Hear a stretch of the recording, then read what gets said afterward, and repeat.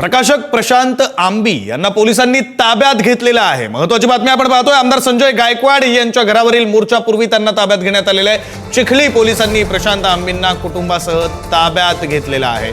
बुलढाण्यामध्ये पुस्तक वाचनासाठी जातानाच त्यांना ताब्यात घेण्यात आले। आमदार संजय गायकवाड यांच्या पुस्तक वादावरून प्रशांत आंबी, त्यांचे कुटुंबीय आणि कम्युनिस्ट पक्षाचे पदाधिकारी हे आज आमदार संजय गायकवाड यांच्या घरावर मोर्चा काढून शिवाजी कोण होता या पुस्तकाचं सामूहिक वाचन करणार होते।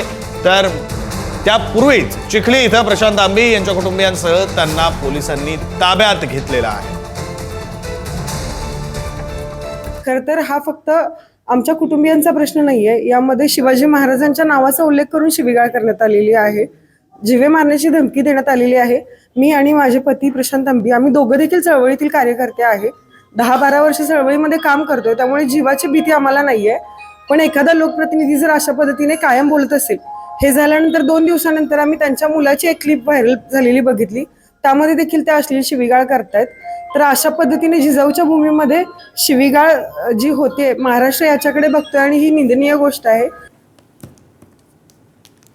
पुढे जाऊया। पुढची बातमी बुलढाण्यामधूनच आहे। आमदार संजय गायकवाड यांचा प्रकाशक प्रशांत आंबींना इशारा। छत्रपती शिवरायांचा एकेरी उल्लेख झाल्यास आम्ही शिवभक्तांना आवरू शकणार नाही, असं गायकवाड यांनी म्हटलेलं आहे। शिवाजी कोण होता या पुस्तकाच्या वादानंतर पुस्तकाचे प्रकाशक प्रशांत आंबी आणि कम्युनिस्ट पक्षाचे कार्यकर्ते हे राज्यभरातून बुलढाणा जिल्ह्यामध्ये दाखल झालेले आहेत।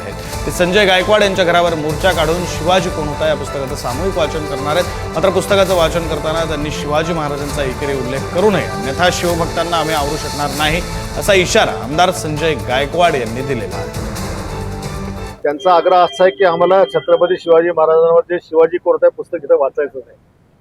म्हणजे ते ठरवून आले की शिवरायांचा अपमान गेल्या 40 वर्षापासून करत आहे, आजही शिवरायांच्या भक्तांच्या जखमेवर मीठ टाकण्याकरता ते या ठिकाणी येऊन लागले। आमची पोलीस प्रशासनाला विनंती आहे की त्यांनी ते थांबावं, नाहीतर पुस्तक वाचताना आम्ही तिथे बसणार आणि आम्ही कदापि शिवाजी महाराजांचा एकेरी उल्लेख सहन करणार नाही। त्यांनी पुस्तक वाचताना छत्रपती शिवाजी महाराजांचा उल्लेख करावा, निश्चितपणे आम्ही त्याचं स्वागत करू। परंतु जर त्या ठिकाणी शिवरायांचा अपमान होत असेल तर मग मात्र आम्ही शिवभक्तांना आवरू शकणार नाही।